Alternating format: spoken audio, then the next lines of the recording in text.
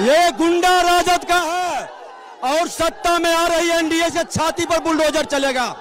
ये गुंडा देख रहे हैं, गांव घूमने नहीं देगा उम्मीदवार। विक्ट्री जीत रहे हैं, जीत रहे हैं, विजय सिन्हा जीत रहा है। ये राजद का, जादव का गुंडा है, राजद समाज का। अच्छे जादव लोग को विजय वोट देने दिया और राजद का गुंडा राज कायम करना चाहता है।